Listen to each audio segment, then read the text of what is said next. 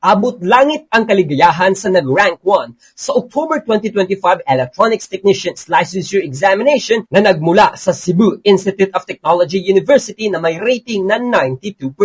Ayon pa kang Ace Braille Arcelo Ilustrisimo na hindi niya inaasahan na siya ang mangunguna sa Electronics Technician Examination dahil anya, hindi pa niya nasubukan ang kanyang mga kakayahan dahil hindi siya nagdaan sa pre-boards. Sa panayam ng Bombo Radio Cebu Braille, na ikwento niya na hindi gaano siya nakapaghanda kaya laking akala niyang magiging top-notcher pa siya. Dagdag pa ni Brian na labis niyang ikinatuwa ang balitang iyon tungkol sa kanyang tagumpay, lalo na't para sa kanya. Ang ito ay hindi para lamang sa kanyang sarili, kundi kasama na rin ang kanyang pamilya, pati na rin ang mga taong sumusuporta sa kanyang narrative. Kabilang sa naikwento ni Brian ang kanyang ituturing na inspirasyon ng kanyang pamilya dahil gusto niyang makabawi sa kanila.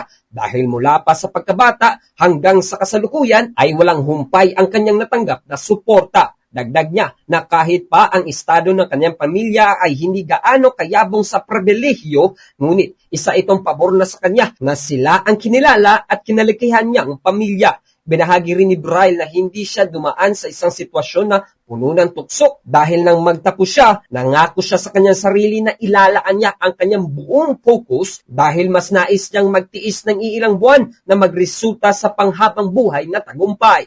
Ngunit hindi niya itinanggi na mayroon din siyang hamong nakakaharap sa paglalakbay na iyon at ito ay ang pagtatatag ng kanyang study habit. Hindi lang po ito para sa akin, para na rin po sa mga pamilya na sumuporta sa akin, sa aking mga friend, at saka sa CITU na rin. And nalaman po ito is nag-send yung as a student, importante po talaga na may disiplina ka at alam mo yung kung ano yung goal mo, kung ano yung gusto mo. Kasi since first year po hanggang fourth year, po talaga, grind po talaga every single day, like nagsa-study during before exam. Factor na rin din po siguro na yung CITU din, yung training nila, grabe po talaga. Mula rito sa Bombo Radio Cebu, ito si Bombo Kenapor ng Bombo Radio Philippines, the #1 most trusted source of news and information.